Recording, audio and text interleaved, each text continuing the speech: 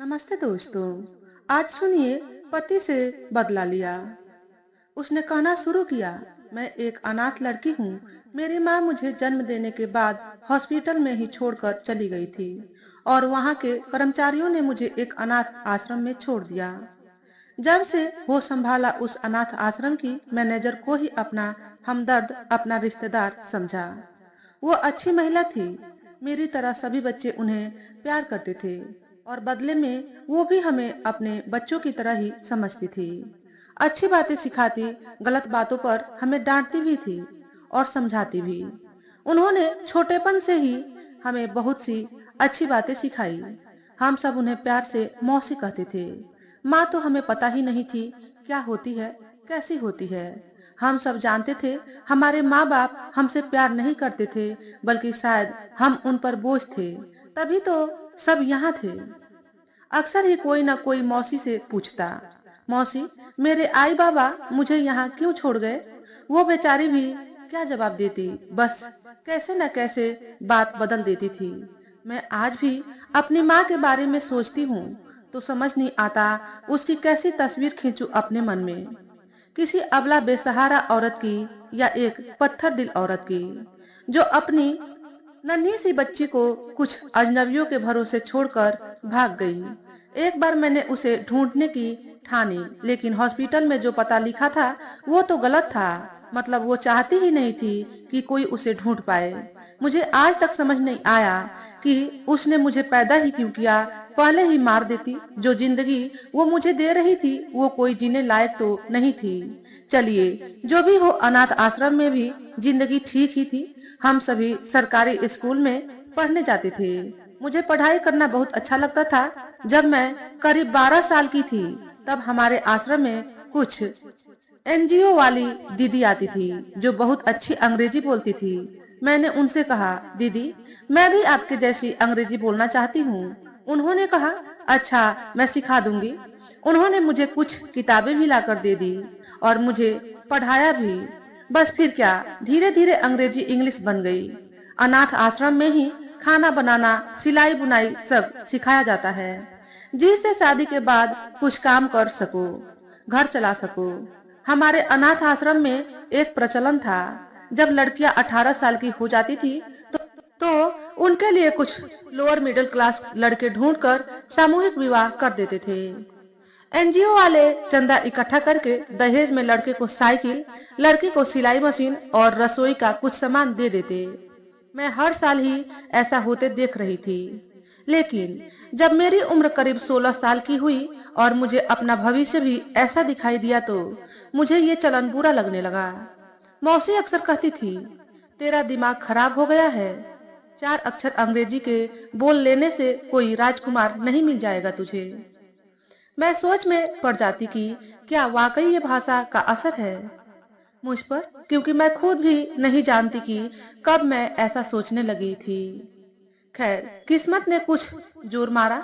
मेरे 12th class के exam थे। मैं स्कूल जा रही थी कि रास्ते में देखा एक लड़के की जेब से उसका पर्स गिर गया। मैंने उसे देखा तो लड़का पढ़ा लिखा लगा, देखने में सांवला, लंबा, पतला, दुबला। मैंने जल्दी से अंग्रेजी में उसे पुकारा, excuse me, is this wallet yours? I think you drop it. उसने पलटकर देखा, मेरे पास आया और थैंक यू कहकर वॉलेट लेकर भीड़ में कहीं गुम हो गया। मैंने सोचा, इतनी अंग्रेजी भी बोली मगर कोई फायदा नहीं हुआ। ये सच है कि उसे प्रभावित करने के लिए ही मैंने इंग्लिश बोली थी। मेरी समझ के हिसाब से उस समय मेरे लिए करो या मरो की स्थिति थी। मैं सोचती थी अगर मुझे कोई राजकुमार नहीं मिला तो मुझे भी उस सामूहिक विवाह की बलि चढ़ना होगा। आज सोचती हूँ कि मात्र 17 साल की थी मैं, और दिमाग था कितना मेरे अंदर जो अपने लिए राजकुमार ढूंढने चली थी। उस दिन मेरा मन किसी काम में नहीं लगा। एग्जाम भी ठीक ठाक ही हुआ। अगले दिन मैं स्कूल जाने के लिए निकली तो उसी जगह वो लड़का खड़ा था। मैंने दूर से ही उसे देख लिया था, लेकिन उसे न देखने का नाटक किया। उसने आवाज लगाई, एक्सक्यूज मी। मैं जानती थी वो मुझे बुला रहा था, फिर भी 1 मिनट बाद पलट कर देखा। वो मेरे पास आया और बोला, कल मैं जरा जल्दी में था, इसलिए ठीक से थैंक यू नहीं कह पाया। आपने मेरा पर्स लौटाकर मुझे बड़ी मुसीबत से बचा लिया। उसमें पैसों के साथ साथ मेरे बैंक के कार्ड्स, आधार कार्ड, ड्राइविंग लाइसेंस वगैरह सभी कुछ था। मैंने जानबूझकर लापरवाही भरे स्वर में कहा, फिर भी आप ऐसी चीज संभाल कर नहीं रखते। चलिए कोई बात नहीं, ग्लैड टू हेल्प यू। इतना कहकर मैं पलटी ही थी कि उसने कहा, अपना नाम तो बता जाइए। क्या हमेशा आपको एक्सक्यूज मी कहकर ही बुलाना पड़ेगा? मेरा नाम जानवी है। मैंने कहा, मेरा नाम अनुज है। मैं पूछना चाहता था कि क्या आप मेरे साथ कॉफी पीने चलेंगी जानवी? मैं बता नहीं सकती ये सुनकर मेरे मन में कितने लड्डू फूटे थे। फिर भी कुछ 2 मिनट सोचकर मैंने कहा, हाँ चल सकते हैं। आप कल शाम 4 बजे मुझे यहीं मिलिएगा। अभी मैं लेट हो रही हूँ, मुझे जल्दी स्कूल पहुँचना है। इतना कहकर मैं स्कूल की तरफ चल दी। आज तो मेरे पैर जमीन पर नहीं टिक रहे थे। खुशी के मारे मैं 7वें आसमान पर पहुंच गई थी। हमारे अनाथ आश्रम में लोग अपने बच्चों के पुराने कपड़े छोड़ जाते थे, वही छांट कर हम अपने लिए कपड़े रख लेते थे। उन्हीं में से एक गुलाबी रंग का सूट निकालकर मैं तैयार हुई और ठीक 4 बजे उसी जगह पर पहुंच गई। कुछ 10 मिनट बाद मेरे सामने एक सफेद वैगनार आकर रुकी। उसमें से अनुज उतरा और बोला, सॉरी ट्रैफिक की वजह से लेट हो गया। आओ बैठो चलते हैं। मेरे लिए तो अनुज जैसे सफेद गाड़ी में नहीं बल्कि सफेद घोड़े पर सवार होकर आया मेरा राजकुमार था। हम कॉफी पीने बैठे तो बातों बातों में मैंने उसे बताया कि मैं एक अनाथ हूँ और अनाथ आश्रम में पली बढ़ी हूँ, लेकिन उसे इस बात से कोई फर्क नहीं पड़ा। अनुज के माता पिता भी असमय चल बसे थे। अब उसका भी कोई नहीं था और मुंबई में वह एक कंपनी में नौकरी करता था। बस इसके बाद हम अक्सर ही मिलने लगे। उसने मुझे एक ऐसी दुनिया दिखाई जिसकी कल्पना भी मैंने कभी नहीं की थी।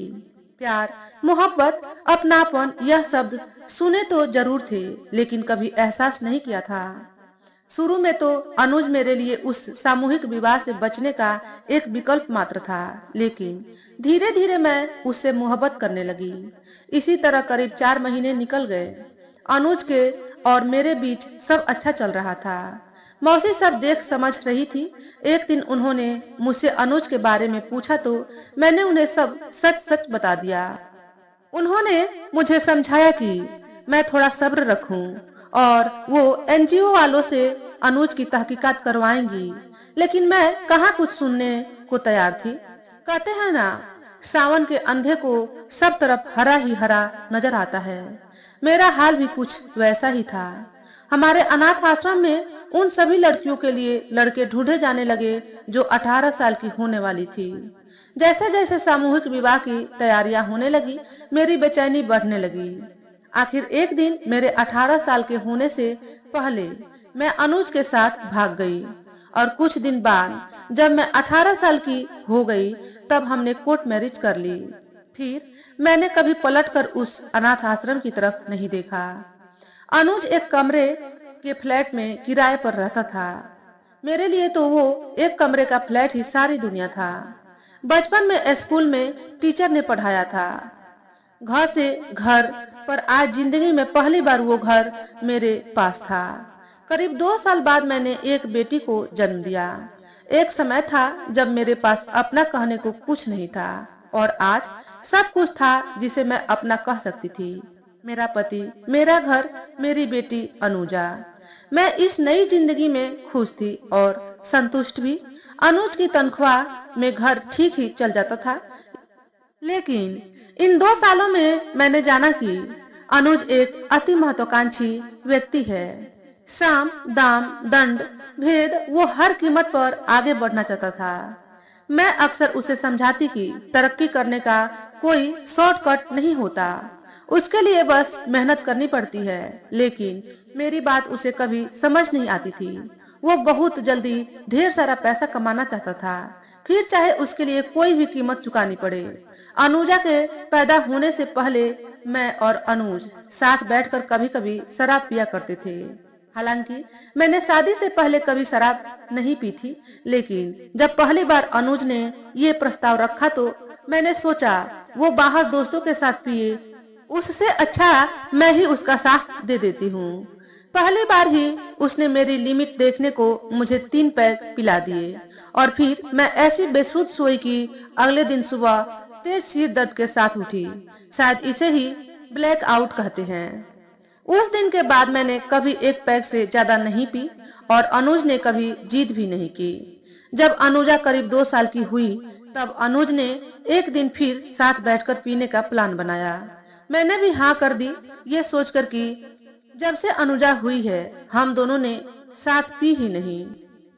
उस दिन अनुज ने मेरे मना करने के बावजूद मुझे जबरदस्ती 3 पैक पिला दिए और फिर वही हुआ जिसका मुझे डर था।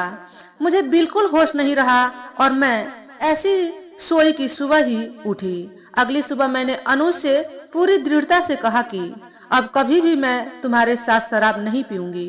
अनुज कुछ नहीं बोला, बस तैयार होकर ऑफिस चला गया।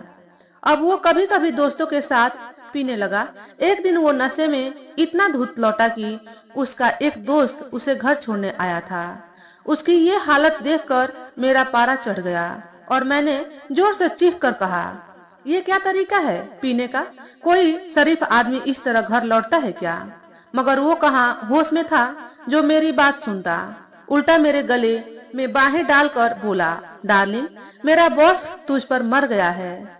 एक बार तुझसे किसी 5 स्टार होटल में मिलना चाहता है, तभी मेरा प्रमोशन करेगा। और पलंग पर धम से गिर गया। मुझे तो काटो तो खून नहीं, लेकिन इतना ही काफी कहाँ था। इसके आगे अनुज ने बड़बड़ाते हुए अपने बॉस को 2-3 गाली दी और लड़खड़ाती हुई जुबान में बोला, साले का एक रात में मन नहीं भरा, तू होश में नहीं थी ना? ये सुनकर तो मैं सन्न रह गई। ये क्या कहा अनुज ने? एक रात में मन नहीं भरा? कौन सी रात? मुझे तो ऐसी कोई बात याद नहीं। मेरे दिमाग ने जैसे काम करना बंद कर दिया था। पूरी रात मैं कुछ सोच नहीं सकी, बस अनुज की बातें ही मेरे दिमाग में गूंजती रही। कभी लगता मैंने कुछ गलत सुना है, कभी लगता अनुज ने यूं ही बात बना दी, लेकिन जिस आदमी को अपने जूते उतारने का भी होश ना हो वो क्या झूठ बोलेगा और क्या बात बनाएगा। पूरी रात यूं ही बीत गई।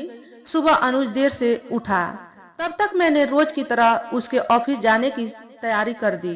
वो मेरे पास आया तो मेरी उससे बात करने की इच्छा नहीं हुई, मुझे उससे घृणा हो रही थी। उसने मुझसे बार बार जानना चाहा कि कहीं नशे में उसने मुझसे कुछ कहा तो नहीं, लेकिन हर बार मैंने मना कर दिया। उसे लगा कि मैं उसके यूं नशे में धुत लौटने से नाराज हूँ। मुझे समझ आ गया था कि बिखरने से कुछ नहीं होगा, उससे अनुज दोबारा भी मेरा फायदा उठा सकता था, बल्कि मुझे ठंडे दिमाग से बैठकर सोचना पड़ेगा। इसलिए जब अनुज ऑफिस चला गया, मैंने शांति से बैठकर सब बातों को जोड़ना शुरू किया। लेकिन कितना भी सोचने पर मुझे समझ ही नहीं आ रहा था कि मेरे साथ इतना कुछ हो गया और मुझे पता कैसे नहीं चला। और ये भी कि अनुज के बॉस से मैं कभी मिली ही नहीं, तो वो मुझ पर फिदा कैसे हो गया। मेरा सर दर्द से बुरी तरह फटा जा रहा था। तभी अनुज की बाकी आधी बात मेरे कानों में गूंज उठी कि मैं होश में नहीं थी। अब मेरा दिमाग तेजी से दौड़ रहा था। मुझे याद आया इस घटना के कुछ 3-4 महीने पहले अनुज की कंपनी का एनुअल इवेंट हुआ था। वहाँ नवनीत यानी उसके बॉस से मुलाकात हुई थी। अब तो मुझे वो रात भी याद आ गई जब अनुज ने मेरे मना करने के बावजूद मुझे 3 पैक पिलाए थे। मुझे सुबह उठकर कुछ महसूस हुआ था, लेकिन अनुज के अलावा भी कोई हो सकता है, ऐसा तो मैं दूर दूर तक नहीं सोच सकती थी। मैं जानती थी कि अनुज के सपने बहुत ऊंचे हैं और उनके लिए वह कोई भी कीमत चुका सकता है, लेकिन यह कभी नहीं सोचा था कि खाने की एक डिश की तरह मुझे भी किसी के सामने यूं परोस सकता है। मुझे उससे जितनी मोहब्बत थी उतनी ही नफरत हो रही थी। गुस्से से मैं पागल हुई जा रही थी और सिर्फ 2 बातें सोच रही थी, एक उसे छोड़ने की और दूसरा उससे बदला लेने की। सबसे पहले मुझे ये सोचना था कि उसे छोड़कर मैं जाऊंगी कहाँ। मेरे पास न कोई दोस्त था, ना रिश्तेदार और ना ही पैसा। उस पर अनुजा उसे कहाँ रखूंगी। एक बार मन में आया उसे अनुज के पास ही रहने दूं, क्योंकि वो उसकी परवरिश ठीक से कर सकता था। लेकिन फिर सोचा, जिसने अपनी पत्नी पर तरस नहीं खाया, उसका क्या भरोसा कल पैसों के लिए अपनी बेटी को भी बेच देगा। मैंने तय किया अनुजा को तो साथ ही ले जाना है। अनुजा को गोद में लेकर मैं घर के बाहर सड़क पर खड़ी हो गई और सोचने लगी, अब क्या करूं? यह घर छोड़ने के बाद तो मेरे पास उसे दूध पिलाने के भी पैसे नहीं हैं। इसे ले जाकर कहाँ छोड़ दूं, इस बेरहम दुनिया में जहाँ माँ बेटी की सगी नहीं है, पति पत्नी का सगा नहीं है। फिर समझ में आया कि शांति से सोच समझकर कोई कदम उठाना होगा। इतनी बड़ी दुनिया में किसी पर भी विश्वास नहीं कर सकती थी। बस मैं चुपचाप घर के अंदर आ गई। आज भी सोचती हूँ मेरी क्या गलती थी। हर औरत अपने पति पर भरोसा करती है, मैंने भी तो बस वही किया, और उसके अलावा मेरे पास अपना था ही कौन। ऐसा लग रहा था जैसे मैं फिर से अनाथ हो गई। जब माँ हॉस्पिटल में छोड़कर गई तब कम से कम अनाथ आश्रम तो था, पर अब कैसे मोड़ पर पहुंच गई थी मैं। खैर, इसके बाद मैंने अनुज से बात करना बिल्कुल बंद कर दिया। वो पूरी कोशिश करता रहा, लेकिन उसकी शक्ल भी देखना मुझे गंवारा नहीं था। मैं तो बस भागने का प्लान बना रही थी। मेरे दिमाग में तरह तरह की बातें आ रही थी। कभी सोचती इसकी पुलिस कंप्लेन करती हूँ, लेकिन कोई सबूत तो था नहीं। और मान लो अगर सबूत दे भी देती किसी तरह इसे, और नवनीत को फंसाकर, तो कोर्ट कचहरी किसके बस की थी। 2 दिन बीत गए। अनुज से बदला लेने की भावना में मैं अपने होश खो बैठी थी। मैंने जैसे कसम खा ली थी कि चाहे कुछ भी करना पड़े, उसकी जिंदगी तहस नहस करके दम लूंगी। अच्छा बुरा सही गलत सारे भेद बदले के जुनून में खत्म हो गए थे। तीसरे दिन मैंने मौका देखकर अनुज के फोन से नवनीत का नंबर ले लिया और अनुज के ऑफिस जाने के बाद उसे फोन करके एक रेस्टोरेंट में मिलने बुलाया। मैं अनुजा को बाई के भरोसे छोड़ वहां पहुंची तो नवनीत पहले से वहां मौजूद था। मुझे देखकर उसने मेरे लिए कुर्सी सरकाई और वेटर को बुलाकर 2 कॉफी और कुछ स्नैक्स ऑर्डर किए। फिर मुझसे बोला, बताओ तुम मुझसे क्यों मिलना चाहती थी? मैंने उसे बताया कि किस तरह मुझे सब कुछ पता है, और उससे पूछा कि क्या वाकई वो अनुज का प्रमोशन इसी शर्त पर करेगा।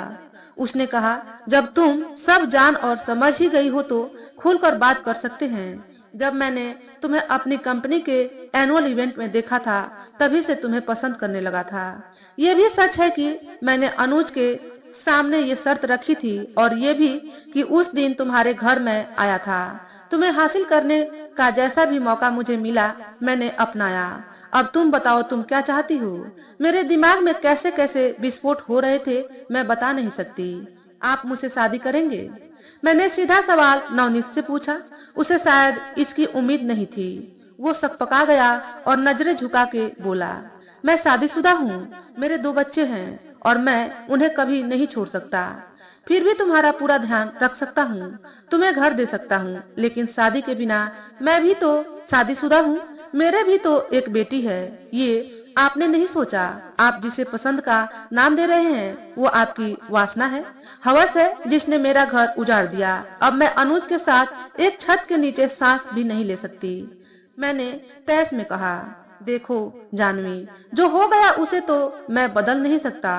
जो कर सकता हूँ तुम्हें बता चुका हूँ। ठीक है, मुझे आपका ऑफर मंजूर है, लेकिन मेरी कुछ शर्तें हैं।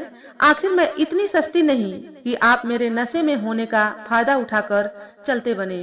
मेरी पहली शर्त है, आप अनुज को नौकरी से निकालेंगे, और वो भी इस तरह की उसे फिर और कहीं नौकरी न मिले। मैं चाहती हूँ वो पैसे पैसे को मोहताज हो जाए।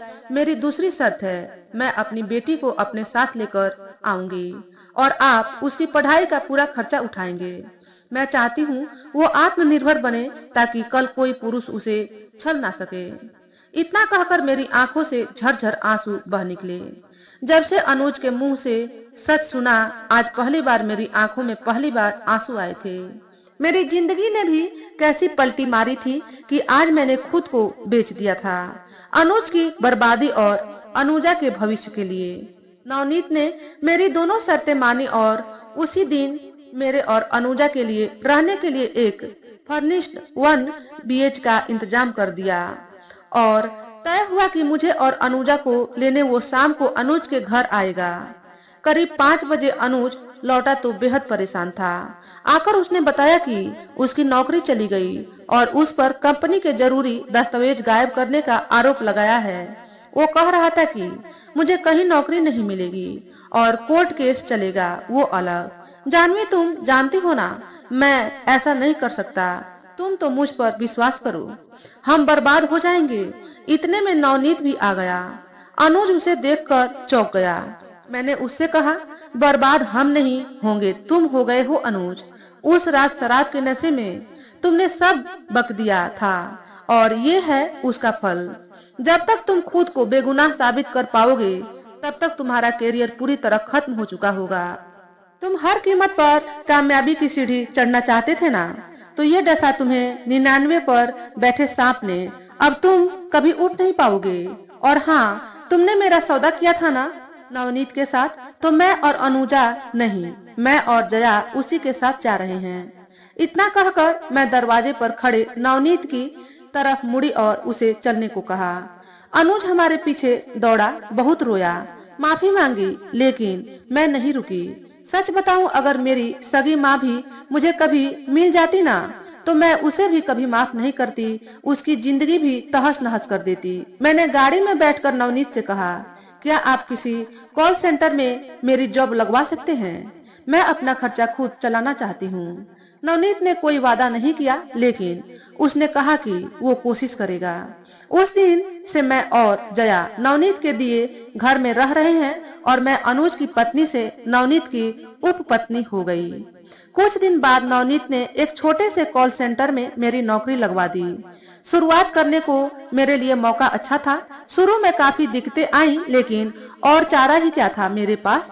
जया को आत्मनिर्भर बनाने के साथ साथ अब मैं खुद भी अपने पैरों पर खड़ी होना चाहती थी। शुरू में जया को एक क्रेच में छोड़ा और फिर उसे डे बोर्डिंग स्कूल में डाल दिया, क्योंकि मेरा ऑफिस भी था और नवनीत भी अक्सर घर आता था। मैंने उससे कह दिया था कि जिस तरह वो नहीं चाहता कि इस संबंध के बारे में उसकी पत्नी और बच्चों को पता चले, मैं भी नहीं चाहती कि जया को इस बारे में कुछ भी पता चले। कॉल सेंटर में नौकरी करने से मेरे अंदर थोड़ी हिम्मत आई और मैंने एक नाइट कॉलेज में बीकॉम में दाखिला ले लिया। घर में जया के लिए मैंने एक बड़ी उम्र की बाई रख ली। मैंने नौकरी भी की और पढ़ाई भी। बीकॉम पूरी हुई तो नवनीत ने कहा, जब तुमने इतना सफर तय कर ही लिया है तो थोड़ी मेहनत और कर लो, एमबीए कर लो। लेकिन मेरे पास इतने पैसे नहीं थे कि मैं फीस भर पाती। मैंने नवनीत को अपनी मजबूरी बता दी। उसने सुझाव दिया कि मैं उससे लोन समझकर पैसे ले लूं, लेकिन मैंने मना कर दिया। तब उसने मुझे सुझाया कि किसी कॉलेज में एडमिशन होने पर मुझे स्टूडेंट लोन मिल सकता है।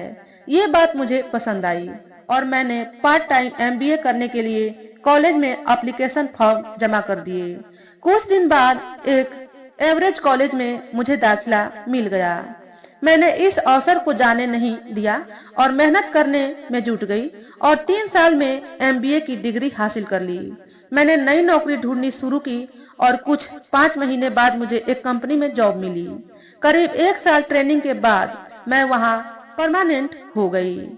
अब मेरी उम्र 34 वर्ष है और ये नौकरी करते करते मुझे करीब 3.5 साल हो गए हैं। जया अब 14 साल की हो गई है।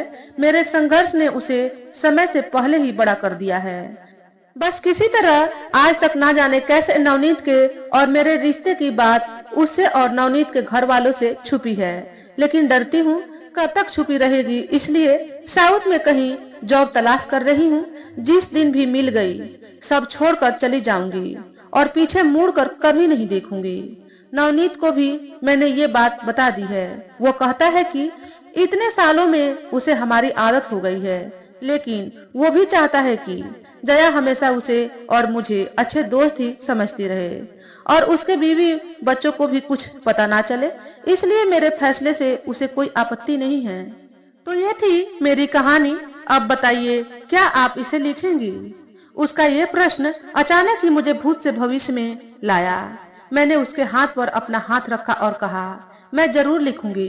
तुम्हारे फैसले सही थे या गलत, लेकिन तुम्हारी कहानी समुद्र तल में डूबने पर भी तैरकर ऊपर आने की प्रेरणा देती है। और हाँ, मैं तुमसे घृणा नहीं करती, ना ही तुम्हें जज करूंगी। You see, I have never been in your shoes. लोग जरूर तरह तरह की बातें करेंगे, लेकिन अपने हर फैसले के लिए तुम खुद जिम्मेदार हो। सिर्फ एक बात जानना चाहती हूँ, अनु से फिर तुम्हारी कभी मुलाकात नहीं हुई या उसने कभी तुम दोनों से मिलने की कोशिश नहीं की? और अकेला अनुज ही नहीं, नवनीत भी तो तुम्हारा गुनहगार था, तो क्या तुमने उसे माफ कर दिया? की ना, बहुत की। मैंने कभी अनुज को तलाक नहीं दिया और मरते दम तक नहीं देती, क्योंकि अब मैं कभी किसी से शादी नहीं कर पाऊंगी, कभी किसी पुरुष पर आंख बंद करके भरोसा नहीं कर पाऊंगी। तो वो कैसे घर बसा लेता, लेकिन समय को कुछ और मंजूर था। करीब 2 साल अनुज ने केस लड़ा और उन 2 सालों में वो खाली हो गया था। इतना खाली कि खाने की रोटी नहीं थी, रहने को घर नहीं था। एक बार मुझे सड़क पर दिखा था बदहवास सा। फिर कुछ महीनों बाद पता चला उसने ट्रेन के आगे कूदकर आत्महत्या कर ली। शुरू में लगा जैसे मैं ही इसकी जिम्मेदार थी, लेकिन फिर समझ गई कि जो आदमी सिर्फ एक प्रमोशन के लिए अपनी पत्नी को बेच दे, उसका यही हश्र होना चाहिए। जया तब तक इतनी छोटी थी कि उसे अनुज याद ही नहीं है। अभी तक तो मेरी जिंदगी मुश्किलों से भरी रही है। शायद यहाँ से जाने के बाद आसान हो जाए। मैं अब सुकून से रहना चाहती हूँ, थक गई हूँ भागते भागते। और रही बात नवनीत की, आपने वो कहावत सुनी ही होगी, जब अपना ही सिक्का खोटा हो तो दूसरों को क्या दोष देना। अनुज को मैं उसके मरने के बाद भी माफ नहीं कर सकती, क्योंकि वो मेरा पति था। मैं उसे प्यार करती थी, उस पर भरोसा करती थी, लेकिन नवनीत मेरा कौन था? कोई नहीं। उसने अपनी वासना मिटाने के लिए मेरा इस्तेमाल किया, तो मैं भी तो वही की। अनुज से बदला लेने को और जया का भविष्य उज्जवल करने को मैं कौन सा उससे प्यार करती थी? आज भी नहीं करती और कभी कर भी नहीं पाऊंगी। ना ही तो मैं अनुज के घर में रह सकती थी, ना ही जया के साथ सड़क पर। ना भीख मांग के खुद कुछ बन पाती, ना जया को कुछ बना पाती। और तो और क्या, सड़क के आवारा लड़के मेरी बेटी को चैन से रहने देते। मैंने जो किया, लोग सही कहे या गलत, लेकिन मुझे अपने किसी फैसले पर कोई अफसोस नहीं है। उसका इतना कहना था कि हमारी फ्लाइट की अनाउंसमेंट हो गई। आपसे बात करके मन हल्का हो गया। ऐसा लगता है मानो सालों का बोझ दिल से उतर गया। थैंक यू, ये सफर हमेशा याद रहेगा। इतना कहकर वो उठकर चली गई। मैं भी अपना सामान लेकर अपनी फ्लाइट की तरफ चल दी। मैं जिस विवाह समारोह में शामिल होने गई थी, उसमें भी मैंने भाग लिया, लेकिन उसे भुला ना पाई और सोचती रही कि आगे बढ़ने की ये कैसी होड़ लगी है, जिसमें आदमी एक दूसरे को सीढ़ी बनाकर दूसरे के भरोसे को कुचलकर ऊपर चढ़ना चाहता है। और क्या इसका अंत अनुज से कुछ अलग हो सकता है? आजकल भरोसा इतना सस्ता क्यों है कि कामयाबी के बाजार में उसकी कोई कीमत नहीं है। कितना मुश्किल होता है किसी का भरोसा जीतना, और कितनी आसानी से हम उसे तोड़ देते हैं। काश हम समझ पाते कि इस प्रकार किसी को चोट पहुंचाकर हमारे नैतिक मूल्य किस तरह नीचे गिरते जा रहे हैं। तो दोस्तों, आज के वीडियो में बस इतना ही। अगर हमारे द्वारा बताई गई कहानी थोड़ी सी भी अच्छी लगी हो तो वीडियो को लाइक और शेयर करें। चैनल पर पहली बार आए हो तो चैनल को सब्सक्राइब करके बेल नोटिफिकेशन को ऑल पर सेट कर लें, ताकि आपको ऐसे ही अच्छे वीडियो देखने को मिले। हमेशा खुश रहें, हमेशा स्वस्थ रहें। वीडियो देखने के लिए आपका बहुत बहुत धन्यवाद।